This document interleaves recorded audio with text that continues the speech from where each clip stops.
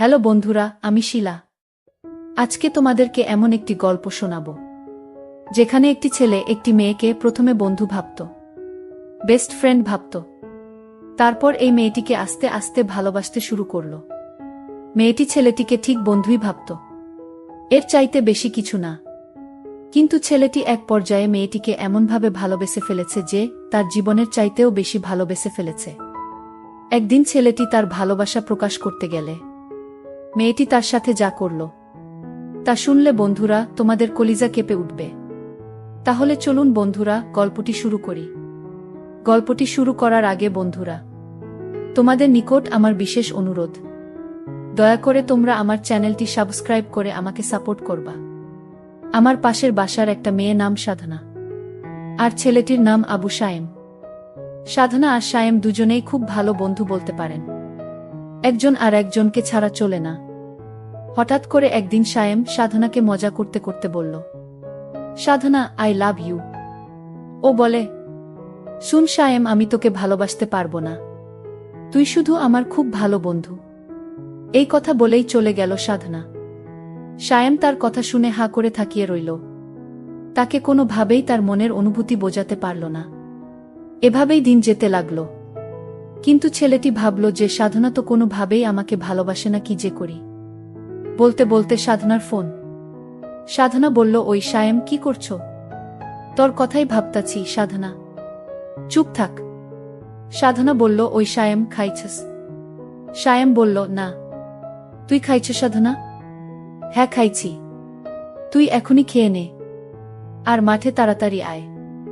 আচ্ছা, বলেই লাফাতে লাগলাম। সাধনার মনে হয়তো আমার জন্য ভালোবাসা জাগছে। তাড়াতাড়ি খেয়ে গেলাম। গিয়েই বললাম, কিরে সাধনা, হঠাৎ জরুরি তলফ? সামনে আমাদের এক্সাম রে, খুব টেনশনে আছি।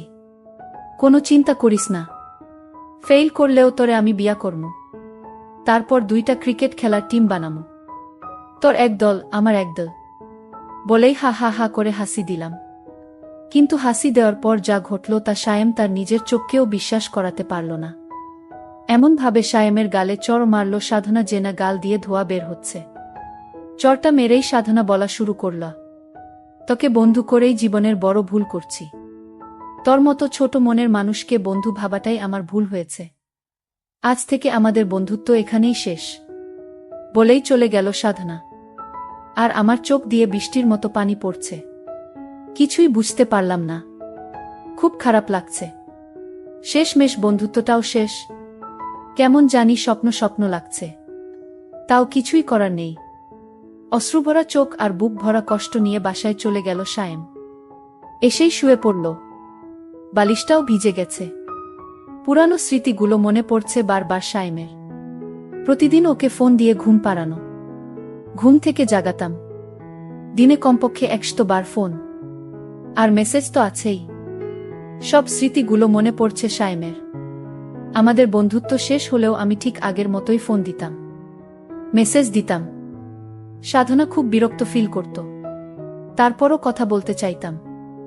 হঠাৎ একদিন দেখলাম সাধনা পার্কে এক ছেলের সাথে হেসে হেসে কথা বলছে। এমনভাবে কথা বলছে, ওই ছেলেটার সাথে দেখে মনে হচ্ছে যেন তারা দুজন স্বামী স্ত্রী। ছেলেটার সাথে সাধনা কথা বলছে দেখে মনের ভিতরটা কেঁপে উঠছে। আমার মনে হচ্ছে যে না আমার মাথার উপর আসমান ভেঙে পড়ছে। ছেলেটার সাথে এমন আচরণ করছে, আমার কাছে মনে হচ্ছে যেন তারা জনম জনমের পরিচিতি। তাদের খুব অন্তরঙ্গ অবস্থায় দেখে মনটা খারাপ হয়ে গেল। আমি পার্কের এক কোণ থেকে তাদের এই অবস্থাটা লক্ষ্য করলাম। যেন কলিজাটা ছিঁড়ে যাচ্ছে। একটু পর আমি দেখলাম তারা যেন একটু গভীরে নির্জনে যেতে শুরু করল। সেখানে একটি কুঁড়ে ঘর আছে। তারা সেখানে গিয়ে খুব তাড়াহুড়া করে সেই কুঁড়ে ঘরের ভিতর ঢুকে পড়ল। সেখানে তারা 2 থেকে 3 ঘন্টা অতিবাহিত করল। আমার আর বুঝতে বাকি রইল না, যাকে জীবনের সবচেয়ে বেশি ঘনিষ্ঠ ভাবতাম, যার কাছ থেকে একটু সুখ পাওয়ার জন্য সব সময় বেকুল থাকতাম, তার আজ এই অবস্থা দেখে মনের ভিতরটা ভেঙে পড়ল। তাই বাসায় এসে পড়লাম। বুকটা ব্যথা করছে। তাই ভাবলাম সাধনাকে একটা ফোন দেই। অনেকবার কল হওয়ার পর রিসিভ করল সাধনা। ফোনটা ধরতেই সায়েম বলল, বুকে ব্যথা করতেছে। সাধনা বলল, ব্যথা করা ভালো, এখন আমাকে আর ডিস্টার্ব করবি না, পরশু আমার পরীক্ষা। আচ্ছা, নাপা খেলে ব্যথা যাবে? হ্যাঁ যাবে। এখন আর ফোন দিস না প্লিজ, কিছুই পড়া হয়নি। কয়টা খাবো? উফ, তোর যতটা খেতে মন চায় খা প্লিজ সায়েম, আর ডিস্টার্ব করিস না। সায়েম তার সমস্ত আবেগ নিয়ে বলল। সাধনা, শেষবারের মতো বল, তুই কি আমায় ভালোবাসিস না? সাধনা বলল না, আর বলল, সায়েম, এসব কথার কোনো মানেই হয় না। আমরা জাস্ট ফ্রেন্ড, তোর অনুরোধে কিন্তু এবার ফ্রেন্ড হয়েছি। তাই যা বলছ ভালো করে বুঝে বলিস। থ্যাঙ্কস সাধনা, রাখি। ওকে রাখ, আর ভবিষ্যৎ যেন এমন কথা আর না শুনি। ওকে, তাহলে এখন রাখি। ফোনটা রাখবে এমন সময় সায়েম বলল, সাধনা, একটা কথা বলি। সাধনা বলল, কি বলবি বল। সায়েম অত্যন্ত নরম সুরে বলল, আজ তোকে পার্কে একটা ছেলের সাথে দেখলাম। সত্য করে বলবে সাধনা, ছেলেটিকে? তোর সাথে এই ছেলেটির কিসের সম্পর্ক? সাধনা বলল, ও আমার লাভার। সায়েম সাধনার মুখ থেকে কথাগুলো শুনে একেবারে নীরব হয়ে রইল। তার ভিতর থেকে আর কোনো কথা মনে হচ্ছে বের হচ্ছে না। হাত পা একেবারে অবশ হয়ে যাচ্ছে। একটু নীরব থেকে সায়েম বলল, সাধনা, আমার কিছু ভালো লাগছে না। এই কথা শোনার পর সাধনা ফোনটা কেটে দিল। ফোনটা কেটে দিয়ে মনে মনে ভাবতে লাগল।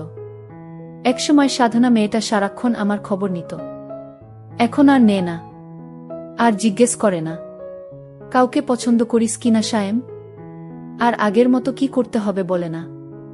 হঠাৎ বুকের ভিতরে আবার চিপ দিয়ে উঠে। বুকটা চেপে ধরে একটু বিছানায় শুয়ে পড়লাম। খুব কষ্ট হচ্ছে। আবার বিছানা থেকে উঠে আমাকে নাপা খেতে হবে। কষ্টা খাবো? সাধনা তো বলেই দিয়েছে, যতটা ইচ্ছে ততটা তুই খা। সবগুলো ওষুধ মুখের ভিতরে পুরে ঘুমিয়ে পড়লাম। কাক ডাকা ভোরে উঠে পড়ে সাধনা। মোবাইল চেক করে একটা দীর্ঘশ্বাস ছাড়ে। যাক, আজ কোনো মেসেজ ও নাই, মিসড কল ও নাই। পড়ায় মনোযোগী হয়। সাধনা মন দিয়েই পড়তে থাকে। হঠাৎ মনটা যেন কেমন কেমন করছে। তবুও ভালো সায়েম জ্বালাচ্ছে না। ছেলেটার কোনো কমন সেন্সও নাই। যখন তখন ফোন দিয়ে বলবে, সাধনা, এটা হয়েছে। এখন কি করব? ওইটা হয়েছে। বোরিং। কয়েক ঘন্টা কেটে গেলেও সাধনার মোবাইলের আলো জ্বলছে না। হঠাৎ মোবাইল মেসেজ টোন বেজে উঠল। সাধনার কাছে বোরিং হ্যাপি দুইটাই লাগলো। মেসেজ অন করে হতাশ হয় রবি সিম কোম্পানির SMS। রবি সিমকে কয়েকশো গালাগাল দেয় সে। ঘড়ির ঘণ্টার কাঁটা ক্রমেই বেড়ে চলেছে, কিন্তু একটিবার এর জন্য সায়েমের মোবাইল থেকে কল আসে না।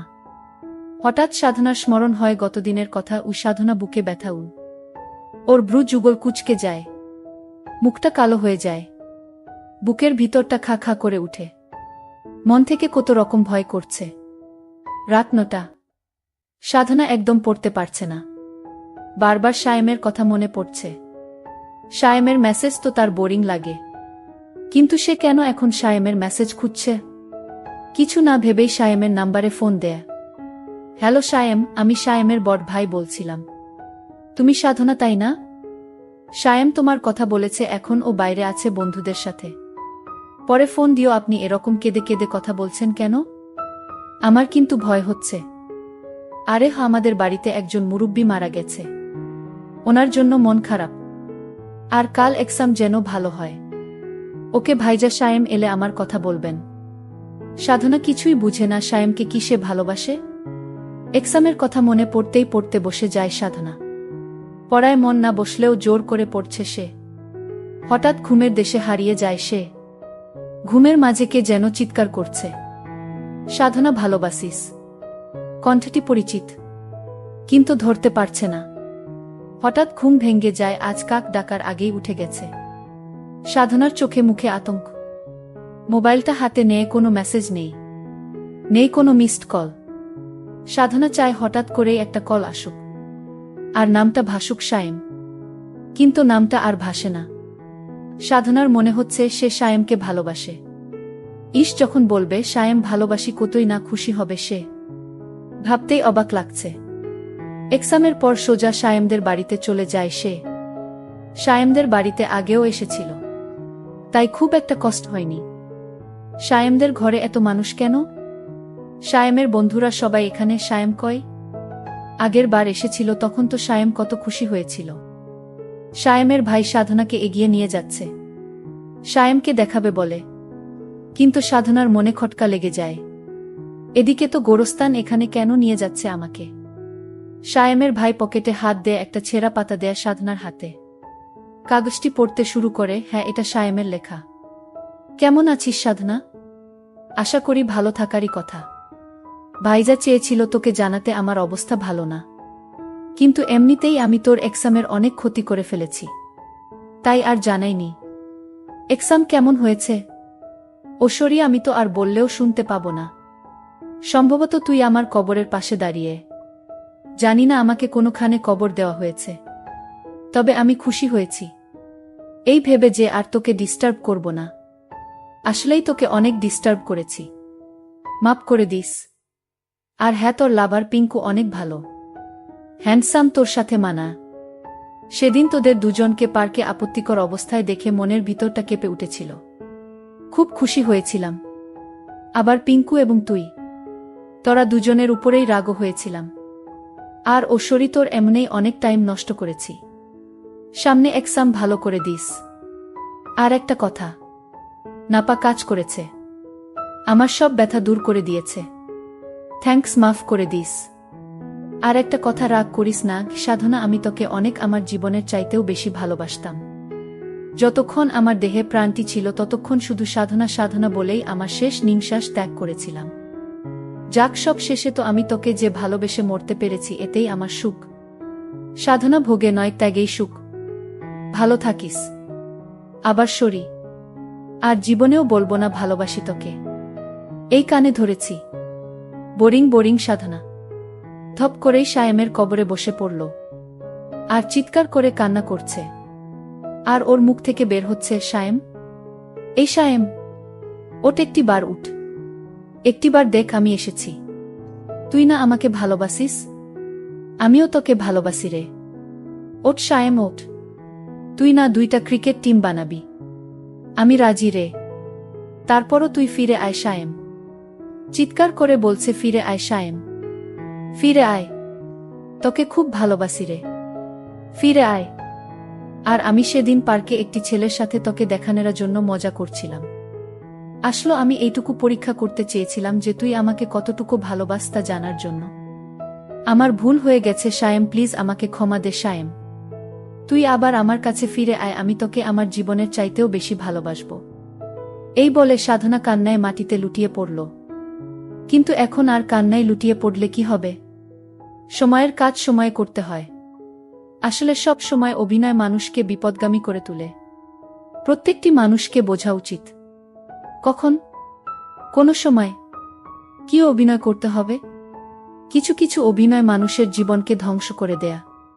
ঠিক তেমনি ঘটেছে সায়েম আর সাধনার জীবনে। সুতরাং আমরা প্রত্যেকটি মানুষকে জীবনের প্রত্যেকটি মুহূর্তে কিছু কিছু কাজ আছে, যেগুলা গুরুত্বপূর্ণ কাজ, যেগুলোতে কখনো কাম খেয়াল করা উচিত নয়। তাহলে বরঞ্চ হিতের চেয়ে বিপরীতে হয় বেশি। মোটকথা, প্রতারণা বা প্রতারণার অভিনয় মানুষকে বেশিরভাগ সময় বিপদগামী করে তোলে। তাই এই ব্যাপারে তোমাদের প্রত্যেককে সচেতন হওয়া উচিত। বন্ধুরা, তোমাদের নিকট আমার একটি ছোট্ট প্রশ্ন। এ গল্প থেকে তোমরা কি শিখতে পারলে? দয়া করে কমেন্ট করে জানাবে। বন্ধুরা, ভিডিওটি যদি ভালো লাগে তাহলে একটি লাইক দিন। আর তোমরা যদি এইরকম ধরনের ইন্টারেস্টিং ভিডিও পেতে চাও, তাহলে দয়া করে আমার চ্যানেলটি সাবস্ক্রাইব করো। পরিশেষে তোমাদের সকলের সুস্বাস্থ্য কামনা করি।